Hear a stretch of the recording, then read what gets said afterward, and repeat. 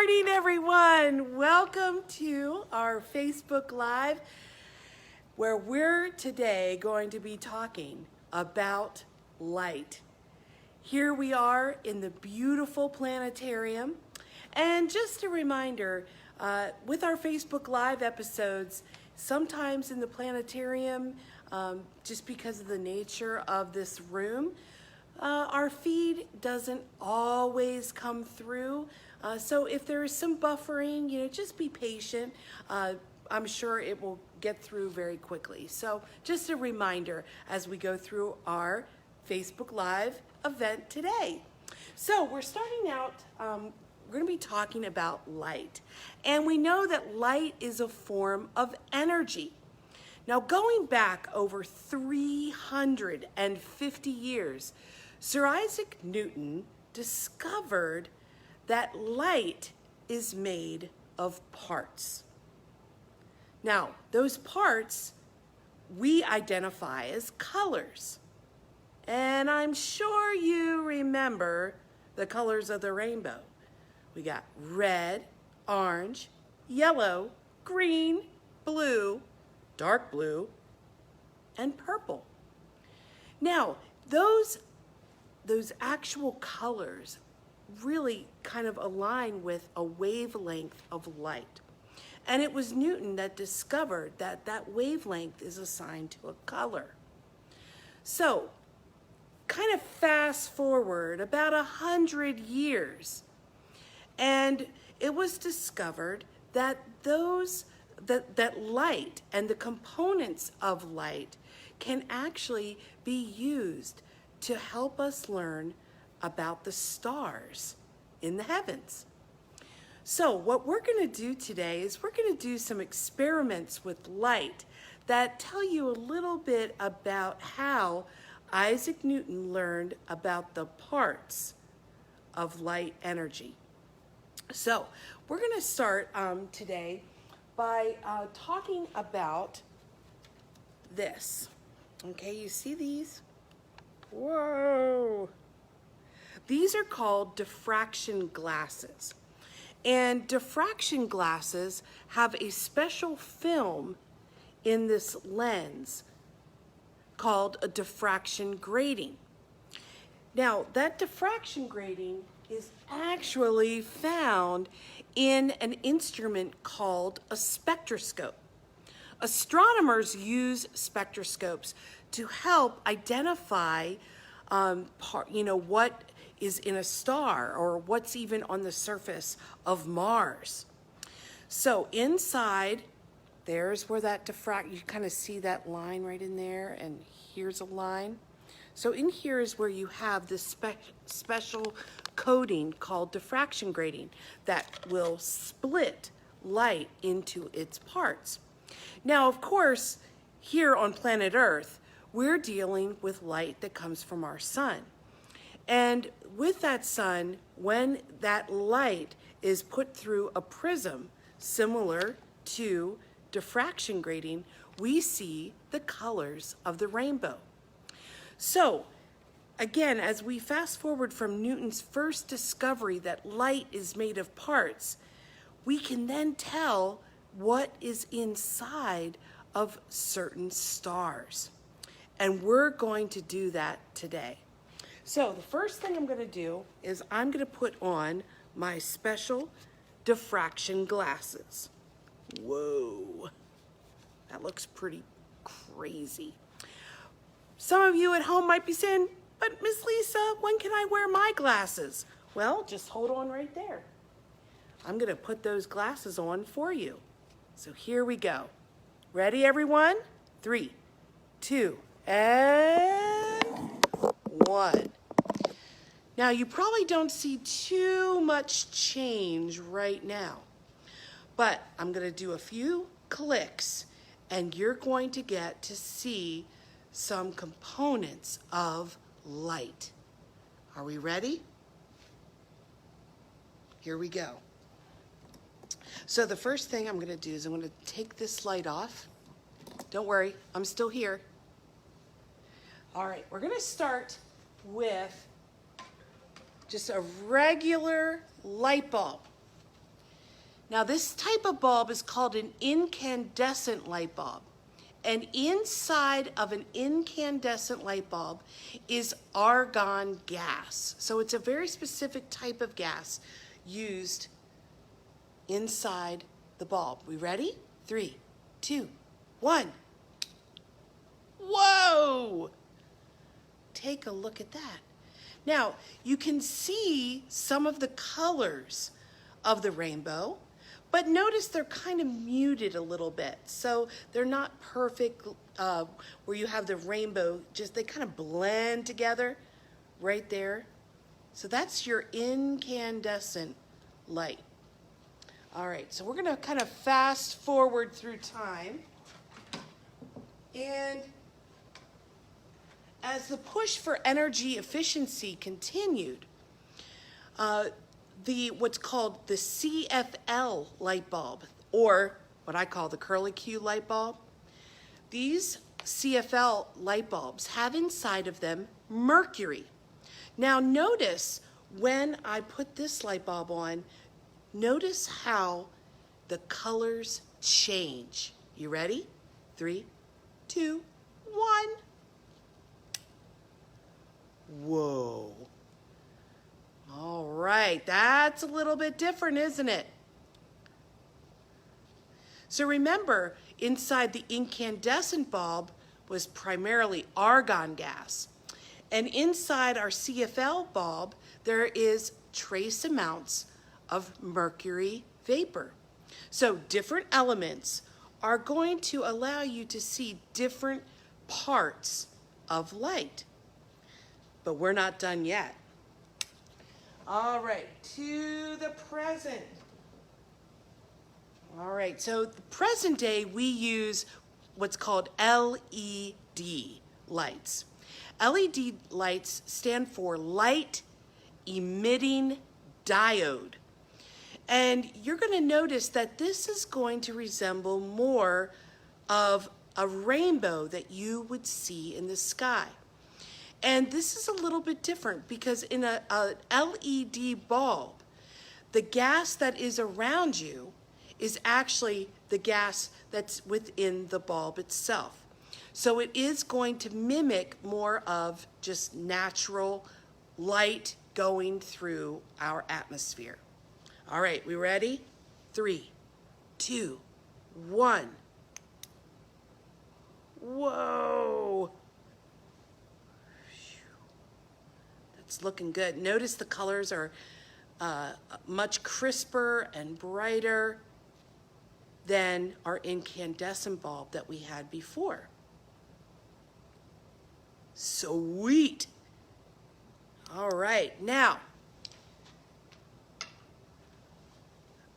like I mentioned before, after Newton discovered that light was made of parts, we also learned, a few hundred years later, that there different parts of light will appear different for different elements. So just as you have your very own fingerprint, so does every element in the universe. So when we look at a star particularly, you will be able to tell what is inside of the star by the spectrum that you see when you look at it with the spectroscope. So we're going to start today with the most common element in the whole universe, and that is the element known as hydrogen. Now, hydrogen gas is going to be placed inside this bulb, okay? So this is called a spectral tube, all right? You can see that pretty well. So inside is pure hydrogen. And what we're gonna do, we're gonna run a few thousand volts of electricity through that bulb, and it is going to glow. Now, through your special glasses that you all are wearing, you're going to notice it's not going to be just a regular light. It's going to have special light bars that you're going to see, and that is the spectrum of hydrogen. Are we ready? Here we go.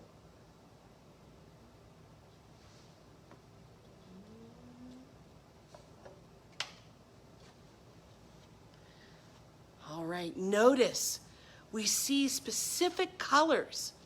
There's kind of like a purple color and a teal and a red. So we know that whenever we look at any star in our universe, that star has hydrogen in it. So part of its spectrum that we see is going to look just like that. All right, let's take a look at another element. So when I take this out of my box, I have to use just sort of a rag because that bulb gets super, super duper hot because of all the electricity going through it. So the next one is going to be the second most abundant or plentiful element in the universe, and that is helium. So we're going to place that into our special piece of equipment. You're using your spectral glasses, and we're going to see what does helium look like in 3, 2, and 1. Whoa!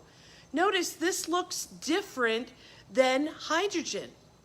So again, hydrogen had a certain look to its spectrum. This is helium. Notice that bright yellow that you're seeing. That's sort of the signature color for helium gas. So again, looking up at the stars, we always see these two elements, hydrogen and helium. But of course, I got one more special element to share with you. And this one, it may look a little familiar to you whenever you're going to a store and you see the open sign. Think about what that looks like. All right, so I'm not going to tell you what this element is until I show you its spectrum. 3, 2, 1. This is neon gas. And notice it has another entirely different spectrum. So remember, when astronomers are studying the stars or planets, they always are doing what's called a spectral analysis, which is a fancy way of saying they're looking at the spectrum that comes from that star or planet. And from that spectrum, they can identify exactly what is in that star as well as what is on that planet. It's truly amazing. Now, not only can our spectrum help us look at the visible part of light, but it can also be used to help us identify other types of energies like ultraviolet light. Ready? Whoa! So there is, that looks pretty amazing. There's an example of ultraviolet light and how it would appear through our diffraction grating. So it's pretty amazing that we've kind of gone from over 350 years ago to the present, now using what Newton first discovered, that light is made of parts.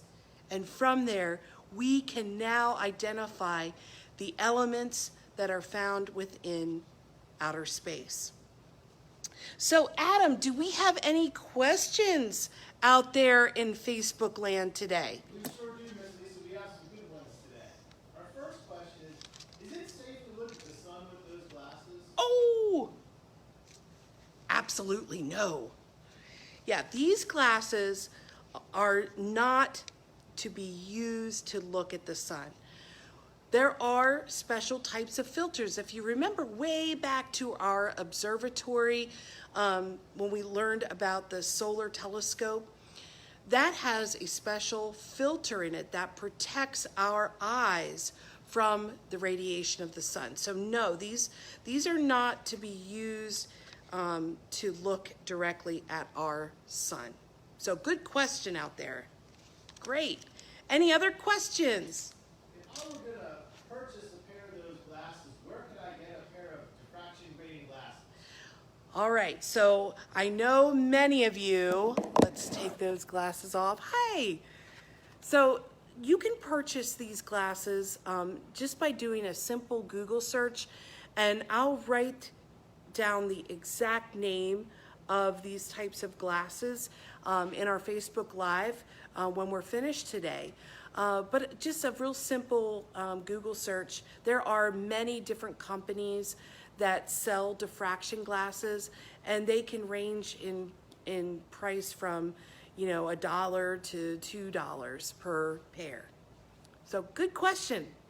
Any others out there? We have one more really good question. Ooh, okay. How does light tell us how old a star is? Ooh, well, it sounds like somebody was listening. So yeah, with studying stars, remember we used our diffraction grating in our spectroscope to determine what elements are in the star. So as we look at that star, we know that young stars have a lot of hydrogen in them. That's that first gas that starts in the fusion when stars are born. So when we begin, we see a star with a lot of hydrogen and just a little bit of helium. That's a young star. If we see a star that has a lot more helium than hydrogen, it's really old. As well as we can also see other elements. Even neon is found in stars. So that's a really good question. Thank you. Are there any others, Adam? Carol wants to know what it would look like if we turned on all the lights at once. Ouch! It would be really bright in here. And for our purpose today of using the spectral glasses, it's probably a better idea that we don't turn on all the lights. All right, well, thanks everyone for coming out today for our Facebook Live episode on light. Please come on Thursday. Adam is going to be taking us to our Creature Corner, where we're going to be learning about some of the amazing animals that we have on display. So be sure to come on Thursday, and everyone take care, and thanks for stopping by. Bye.